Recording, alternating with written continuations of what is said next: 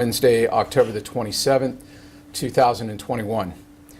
Transparency and accountability are key to our ability to serve the Austin community, so we will provide an account of this critical incident to help you understand the chain of events. APD is working with the Office of Police Oversight and the Travis County District Attorney's Office to release this video today. This presentation includes relevant audio and video from the ongoing investigation. This process is intended to provide our community with timely information about this recent incident. The details presented today are preliminary, as we are very early in the ongoing investigation. At approximately 9:16 a.m., the Austin Police Department responded along with Austin Code Enforcement with a nuisance and abatement search warrant at the residence located at 10610 Pinckney Lane. Sorry, technical difficulties, hang on. Okay. APD and Code Enforcement spoke to the resident through the window and made him aware of the warrant.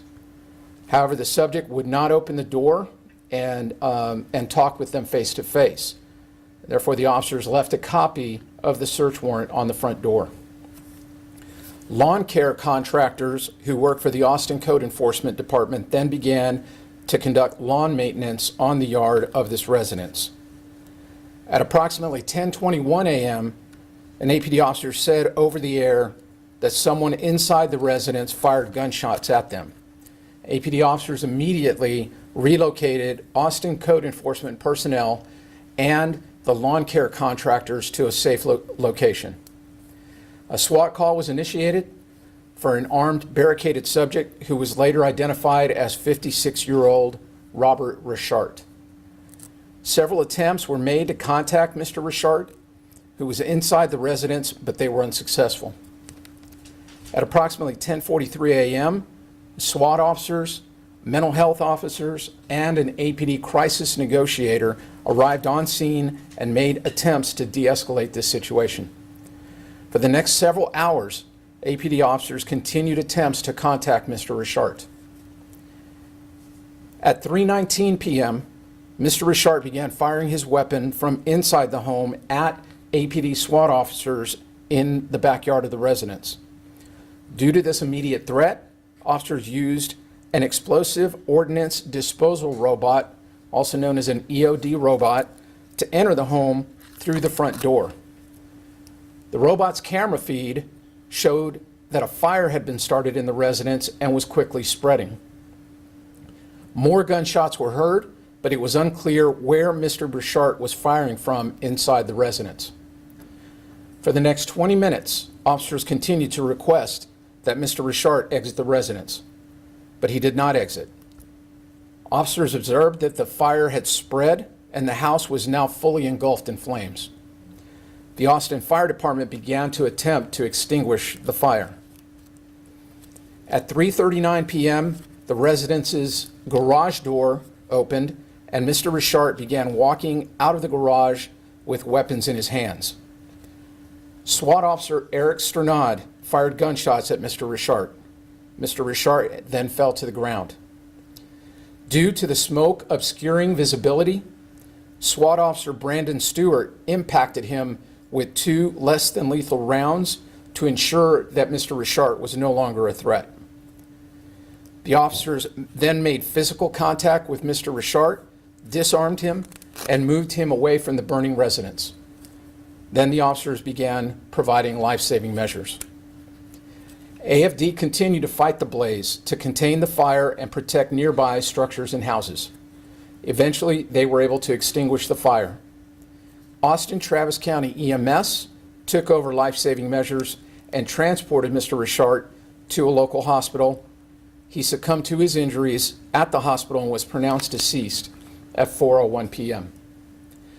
An Austin Code Enforcement employee sustained minor injuries during the incident and was transported to Del Seaton Medical Center at the University of Texas. Investigators are in the early stages of this investigation. The information released includes preliminary information that the department has at this time. This incident was captured on body-worn camera. Body-worn camera does not always capture everything that the officer, the decedent, and other witnesses saw or experienced during the incident. However, the footage does help us to understand what happened. In compliance with state law that prohibits the release of certain information, and to maintain the integrity of this investigation, the video materials you're about to see have been redacted. This video includes comprehensive footage of the officer's actions. This footage and audio may contain graphic content and language, and therefore viewer discretion is advised. We will begin by playing audio from 2 911 callers, and then we'll show you video from the officer's body-worn cameras. So we'll begin with 911 audio from the first caller. Austin 911, do you need police, fire, EMS, or mental health services? I think police. What address, Tom? Hello? Go ahead. Our address is Roxbury Lane in Austin, Texas. You said Roxbury, R-O-C-K-S? Roxbury. Oh, I'm sorry. And how can we help you? And we believe we heard gunshots outside the house. How many shots did you hear? Maybe 5. And what direction do you think they were coming from? From the street. And we looked outside and we saw someone up against a tree as if they were holding a gun. It was a blonde woman.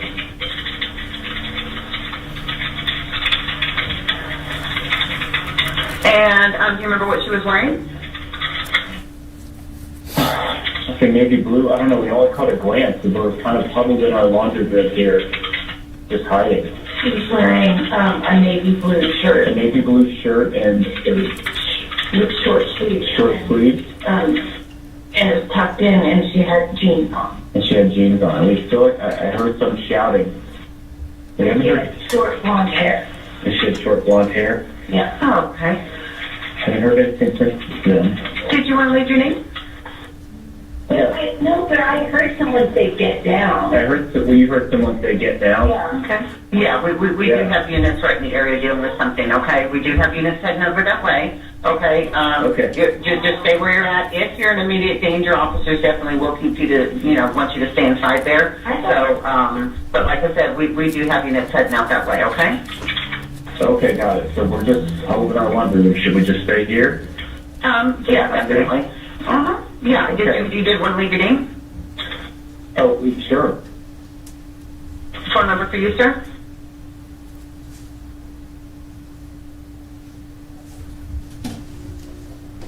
And was this female in your front yard up against the tree? No, in the house, the street, which I think is Roxbury. Yeah, that guy's phone number.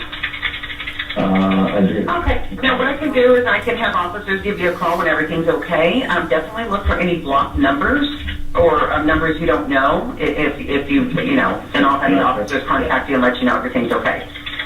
Okay. Okay. Okay. Thank you. Okay. Bye. We will now play audio from the second 911 call that was received.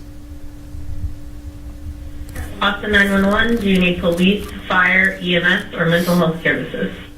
Police, I just need to give some information about, there's currently a SWAT situation over on Pinckney and Roxbury, and I have some information to pass along.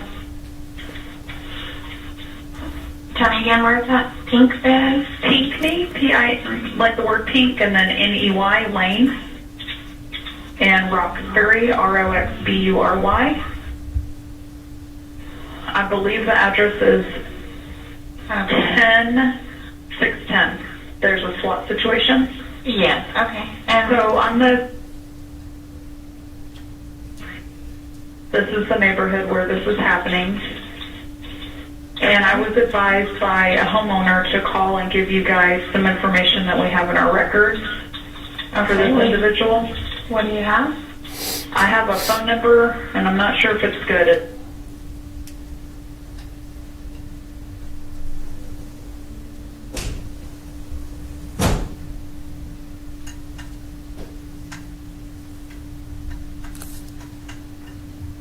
Yes, ma'am. Do you have a name? Yeah, the name is R-O-B, first name Rob, last name is R-I-C-H-A-R-T.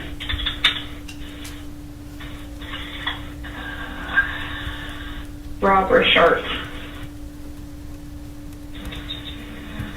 Sorry, I'm having to familiarize myself with the call. Give me just a second. You're fine. I'm going to try to see if I can find out anything else here for you. Okay.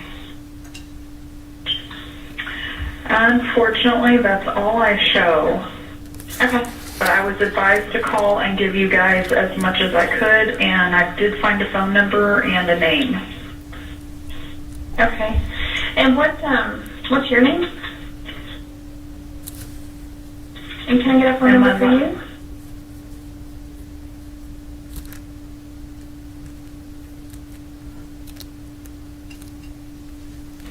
Okay.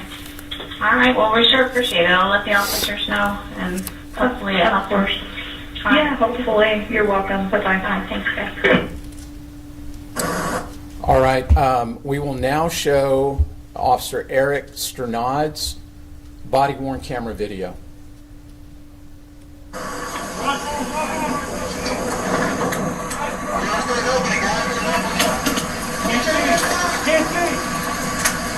We're going.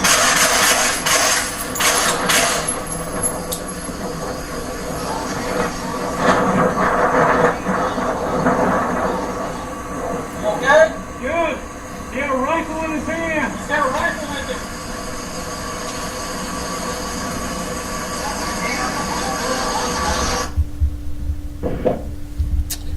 Officer Eric Sternad is a SWAT officer, and our SWAT officers also have cameras on their helmets. So you're now going to see his helmet camera video.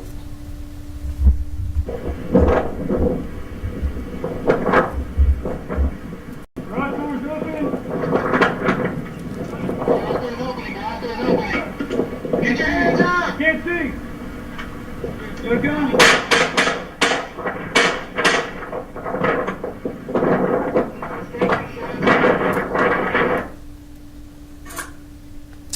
The final video that we will show is Officer Brandon Stewart's body-worn camera video. Impact time.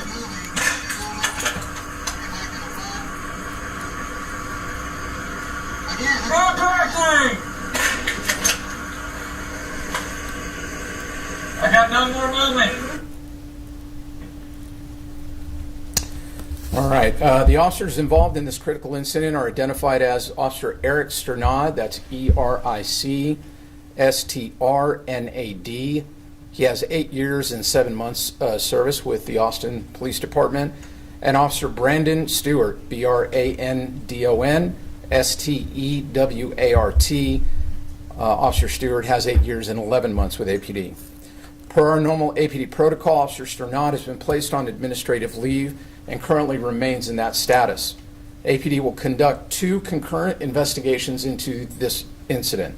A criminal investigation by the APD Special Investigations Unit in conjunction with the Travis County District Attorney's Office, and an administrative investigation conducted by the APD Internal Affairs Unit with oversight from the Office of Police Oversight. Anyone with information about this incident is asked to call Crime Stoppers at 512-472-TIPS or use the new Crime Stoppers app. The video materials you viewed today, along with this press conference, is being live streamed online, and playback will be available on the APD YouTube page. This concludes today's critical incident video release process. Thank you for your attention and your attendance.